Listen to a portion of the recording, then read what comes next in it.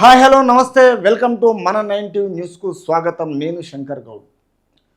So ఈ ప్రభుత్వ భరతం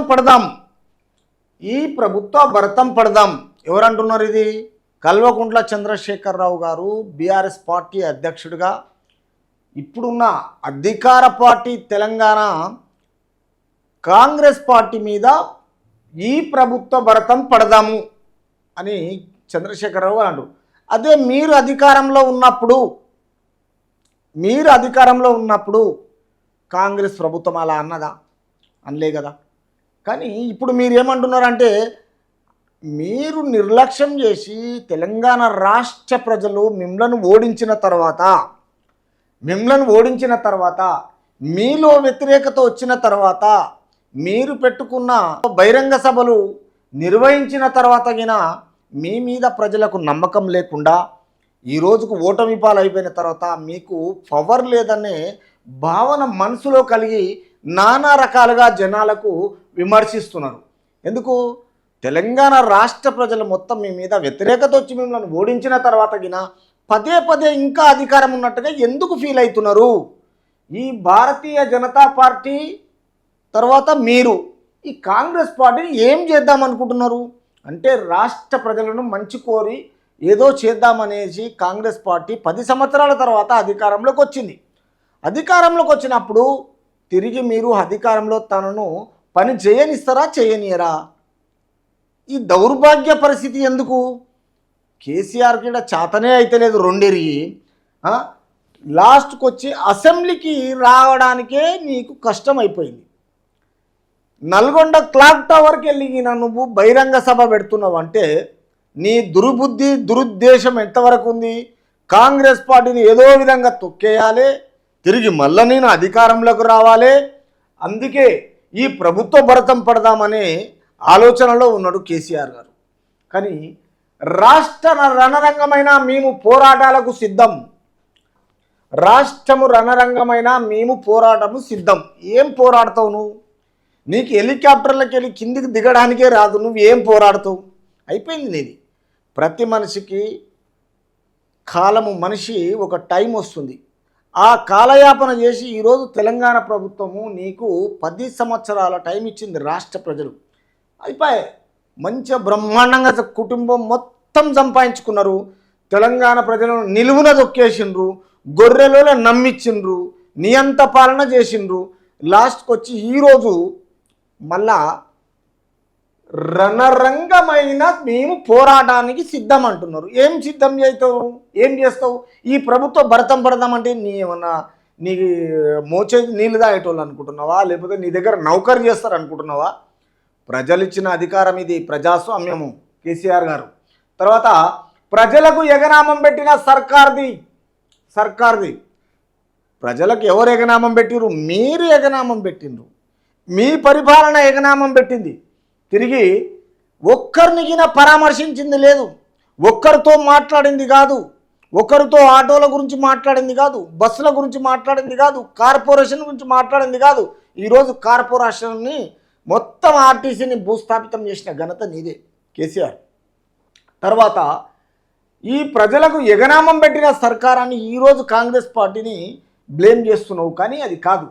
పాలకుల చేతగానితనం వల్లే కాళేశ్వరం జలాలు ఎత్తిపోయలేదు.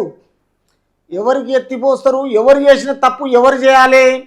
అంటే నువ్వు చేసిన 138 లక్షల కోట్ల రూపాయలు కాళేశ్వరము, తర్వాత సుందిల్లా, తర్వాత మేడారము, ఇవన్నిటికీ ప్రాజెక్టులు ప్రతిష్టాపన చేసిన తర్వాత అవి కరెక్టు చేయలేదని నీకు రాష్ట్ర ప్రజలు చెప్తున్నారు.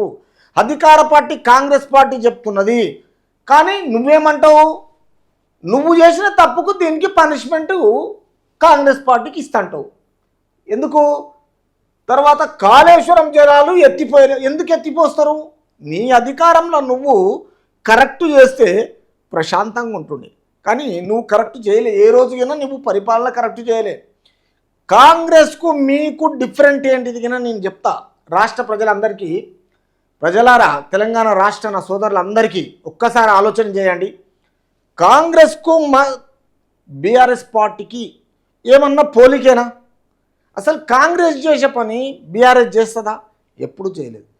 కాంగ్రెస్ మొత్తం ఓపెన్గా ఈరోజు ఇంద్ర పార్కు దగ్గర ధర్నా చౌకులు ఎత్తేసిన ఘనత కాంగ్రెస్ది. ధర్నా చౌకులు బంద్ చేసింది బీఆర్ఎస్ది. రాస్తా రోకోలు బంద్ చేసింది బీఆర్ఎస్. అర్థమైందా? ప్రగతి భవన్ బంద్ చేసింది బీఆర్ఎస్. ప్రగతి భవన్ ఓపెన్ చేసింది కాంగ్రెస్. ఇట్లా చెప్పుకుంటూ పోతే ఒక్కదానికి ఒకటి మామూలుగా కాదు. కేసీఆర్ పరిపాలనలో ప్రజలు విమర్శించి మామూలుగా కాదు సర్వనాశనం చేసిన ఘనత వీళ్ళది. మొత్తం రాష్ట్రాన్ని మొత్తం మింగేసిండు. అన్పార్లమెంటు లాంగ్వేజ్ తోటి ఈరోజు ప్రజలకు న్యాయం చేయలేదు. ఎప్పుడు మీడియా పర్సన్ ఎవరైనా పర్లేదు, ఏ ఒక్కరికినా వాళ్ళకు రెస్పాన్సిబిలిటీ లేకుండా మాట్లాడింది వాళ్ళతో. ఈరోజు మీడియా సోదరులందరికీ ఒక్కరోజున ఒక రెస్పెక్ట్ ఇవ్వలేదు. తర్వాత ఈరోజు యూనివర్సిటీ ఒక్క నోటిఫికేషన్స్కి ఇవ్వలేదు, ఒక ఎంప్లాయీస్కి ఎలాంటివి వాళ్ళతో కలిసికట్టుగా ఒకసారి మాట్లాడింది లేదు. ఈరోజు రాష్ట్రంలో మొత్తము నియంత పాలన చేసి ఔరంగజేబు పరిపాలన చేసి 10 సంవత్సరాలు మొత్తం తెలంగాణ నిలువున ముంచిండు మొత్తం. ఎందుకంటే ఇప్పుడు మళ్ళీ మీదికెళ్ళిందంటే కాళేశ్వరం అంతా జలాలు ఎత్తిపోయలేదంటే ఎందుకు ఎత్తిపోస్తారు అంటే మీరు చేసిన తప్పు వాళ్ళ మీద వేసుకుంటారా? అంటే తెలంగాణ ప్రజలు ఎవరిని నీ మీద వ్యతిరేకత వచ్చే నిన్ను ఓడించారు కదా, ఇలా వాళ్ళని ఎందుకు అంటారు చెప్పండి? మీరు చేసింది మీరు చక్కగా లేక. తర్వాత ఈ ముఖ్యమంత్రితో కాకుంటే నేనే కుర్చీ వేసుకొని కూర్చొని మోటార్లు నడిపించి నీరు అందిస్తా, నువ్వు కుర్చీ వేసుకొని కూర్చోడా చూద్దాం నిన్ను ఎవరు కూర్చొని ఇస్తారు? నీ జాగిరా అది? నీ జాగిరా కూర్చోడానికి? ఈరోజు నీకు ఒక 5-6 యూట్యూబ్ ఛానళ్ళు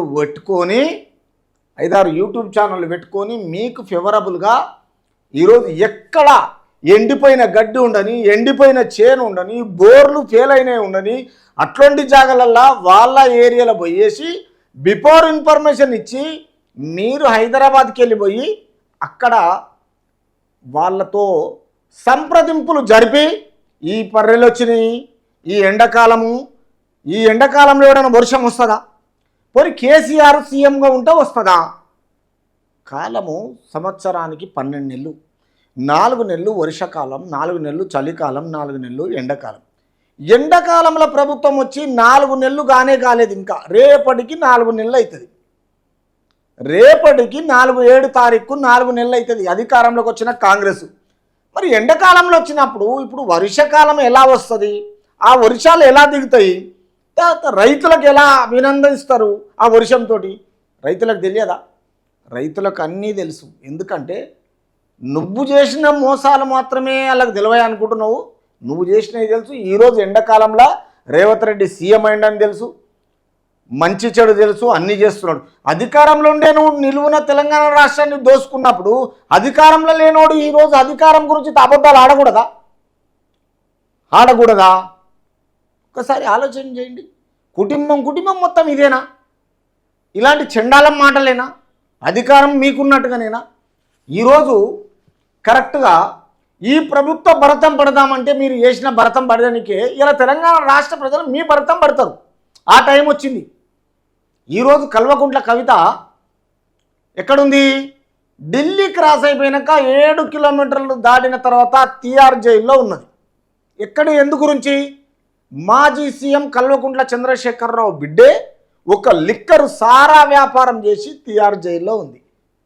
అయినా పర్లేదు, అరే మా సొంత ఆడపడుచు మా బిడ్డే ఈరోజు జైల్లో ఉందని ఒక అభిమానము, ఒక మీటింగు, ఒక లైవ్, ఏది పెట్టలే ఇప్పటిదాకా. ఎందుకు అంటే మరి ఎందు గురించి ఆలోచన చేస్తుండో, ఏం ఆలోచన చేస్తుండో.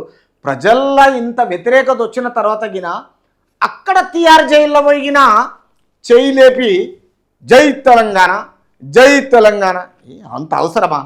జై తెలంగాణను వాడుకొని ఈరోజు మీరు బ్రతకడానికి ఒక వస్త్రం లేక ఉపయోగించుకుంటున్నారు. తిహార్ జైల్లో తెలంగాణ స్టేట్ క్రాస్ అయిపోయిన తర్వాత బయట పోయి జై తెలంగాణని ఒక వస్త్రంతో వాడుకుంటున్నారు. మీరు లేకపోతే మీకు బ్రతకడానికి ఆధారం లేదు. ఇంకా జై తెలంగాణ అనకపోతే మిమ్మల్ని ఎవరు ప్రజలు బ్రతకనియరు ఎక్కడ.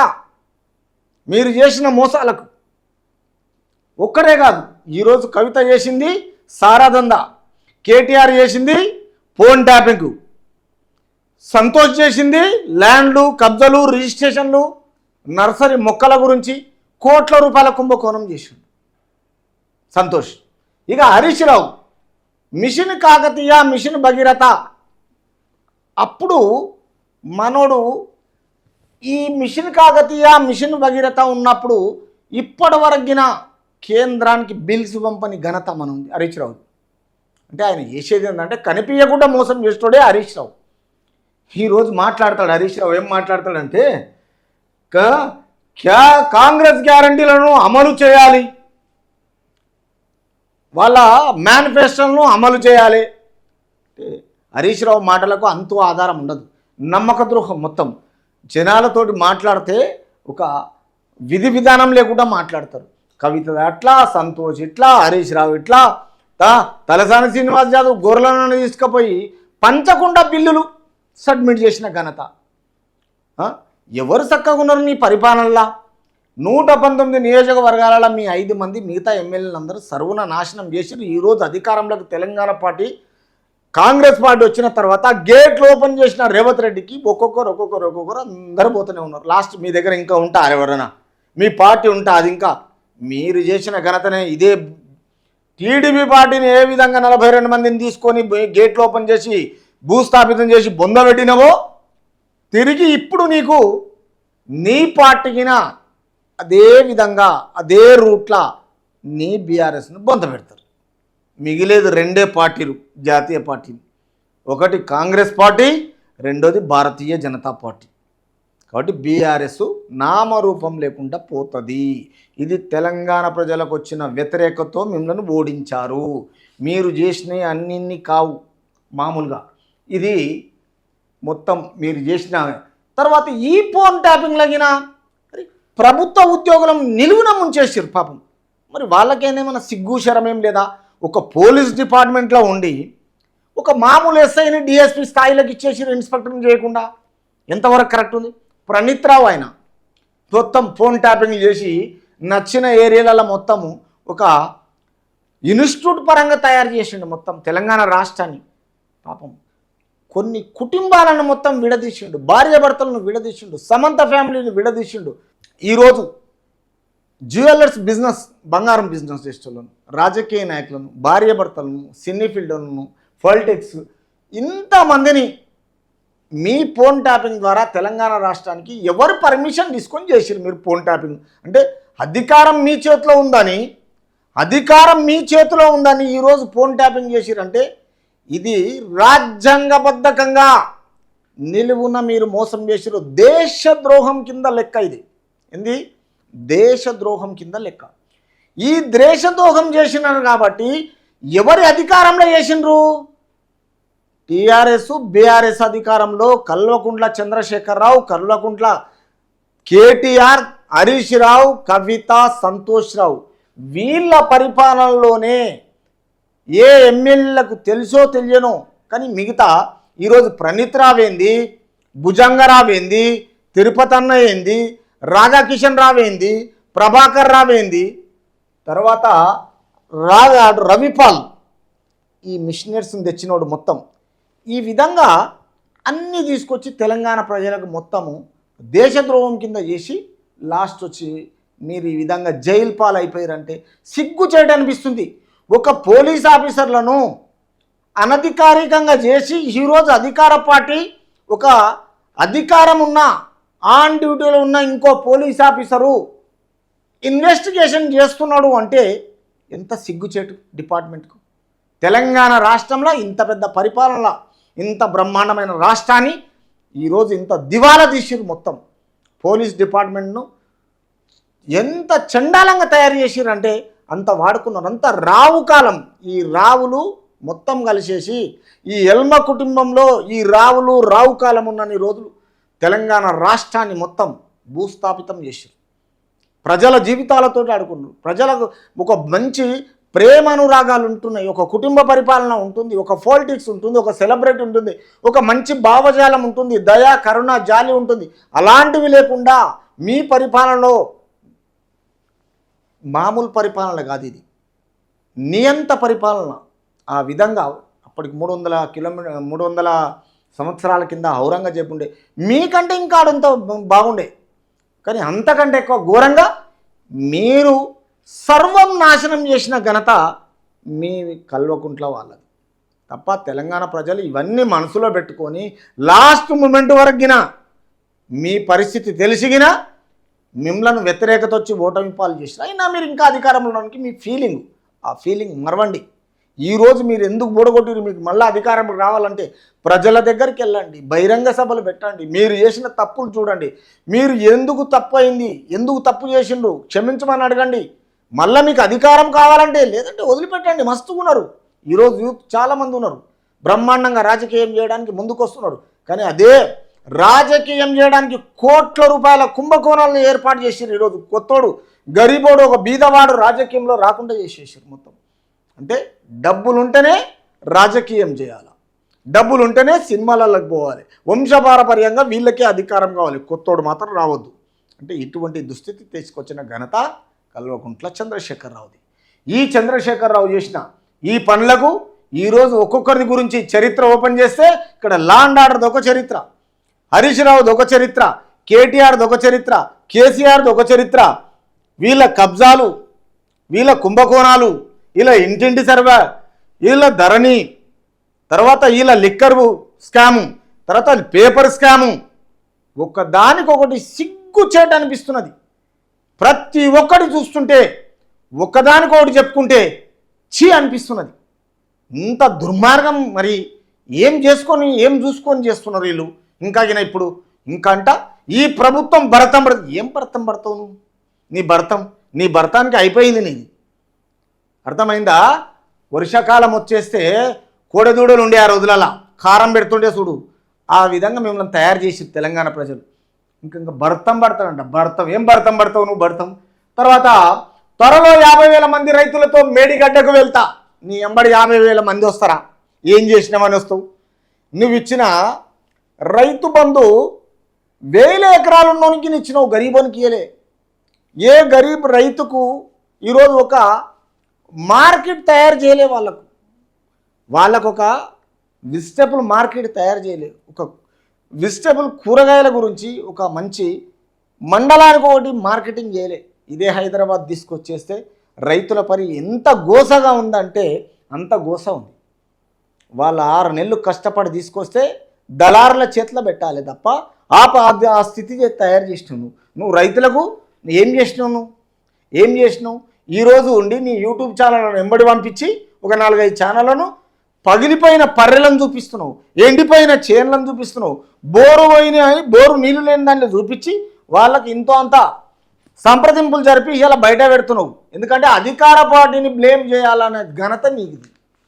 చంద్రశేఖరరావు కరెక్టా కాదా? అది బాగా గుండె మీద చేసుకొని ఆలోచన చేయి. తర్వాత ఇదేమంటాడు, మాజీ ముఖ్యమంత్రి కేసీఆర్ కరీంనగర్ సిరిసిల్ల జిల్లాలో పంటల పరిశీలన. ఏం పరిశీలన చేస్తావు? ఎండాకాలంలో ఏవైనా గట్లే ఉంటాయి. ఋతువు ప్రకారము అదే జూన్ రాని మొత్తం భూమి మీద ఎంత పచ్చగడ్డి ఉంటుంది, ఎంత బ్రహ్మాండంగా ఉంటుంది. తర్వాత ఇదే అక్టోబర్ నవంబర్ రాని ఎంత చలికాలము మంకూరు ఎలా ఉంటుంది. తర్వాత ఇప్పుడు ఎండాకాలము వచ్చిందే అధికార పార్టీ. ఎండాకాలంలో ఏముంటుంది చెప్పు? భూమి మీద పశువులకు నీళ్లు తాగడానికి గినక లేదు, గడ్డి మేయడానికి గిన లేదు, గొర్రెలకు ఆకులు అలంగిన ఉండయి. అటువంటి పరిస్థితి ఉంటుంది ఎండాకాలం అంటే. కార్తుల గురించి తెలియదు, 80,000 బుక్కులు చదివినా అంటావు. 80,000 బుక్కులు చదివితే నీకు సంవత్సరానికి ఏ కాలంలో ఏమొస్తాయి తెలివయా? నీ ఏజ్కి ప్రజల మీద నిందలేయడము, అధికార పార్టీని బొందబెడుతూ అనడము, తర్వాత దాన్ని భరతం పడదామని నీ ఏజ్కి అవి మాట్లాడే మాటలేనా? ఒక్కసారి ఆలోచన చెయ్యి, ఒక్కసారి మంచిగా ఆలోచన చెయ్యి. నలుగురికి చెప్పనేసిన తర్వాత ఇంకోరితో చెప్పించుకోదు. నీ వల్లనే తెలుగు రాష్ట్రాలు నాశనం అయిపోయినాయి. అన్పార్లమెంటు లాంగ్వేజ్ కింద నీ వల్లనే వచ్చింది. ఈరోజు ఒకరికొకటి తిట్టడం నీతోటే స్టార్ట్ చేసారు. రాజకీయం అంటేనే ఒక రెస్పెక్ట్ ఉంటుండే, ఒక పద్ధతి, ఒక సంస్కారం ఉంటుండే. ఒక అధికార పార్టీకి విలువలు ఉంటుండే, ఒక ప్రతిపక్షకు అది ప్రజల గురించి ఆలోచన పరంగా ఉంటుండే. ఏమీ లేవు ఇప్పుడు. టోటల్గా ఎవరికి వాడు బాబా మడుదులు తిట్టుకున్నట్టే అయిపోయింది.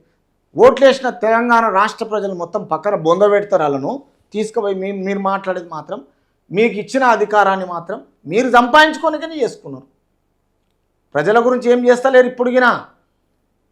పాపం మీకు ఓట్లేసి మీకు ఏం చేస్తారు అంటే మిమ్మల్ని హీరోలను తయారు చేసారు కరెక్ట్ చెప్పాలనుకుంటే. తర్వాత పంటల పరిచయం, ఏం పంటలు వస్తాయని పరిశీలన చేస్తావు. ఇప్పుడు ఏం పంటలు వస్తాయని చేస్తావు ఎండాకాలంలో.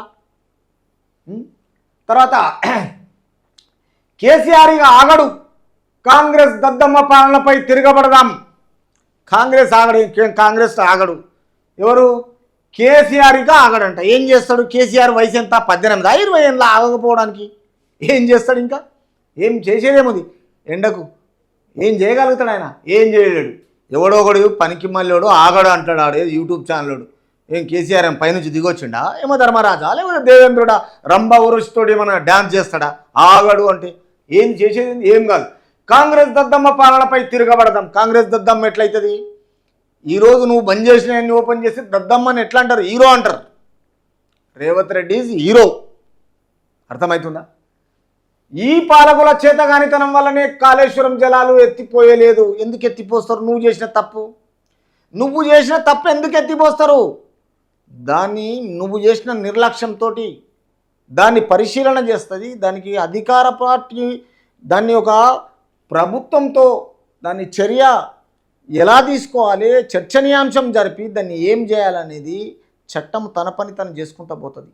అంతేగాని నువ్వు తప్పు చేసి వాళ్ళ మీద వేసేసి ఇలా ఎత్తిపోయేలేదు 1,00,000 కోట్లు నువ్వు మింగిన వాళ్ళు మింగిరా, నువ్వే కదా మింగింది. అది అర్థమైందా?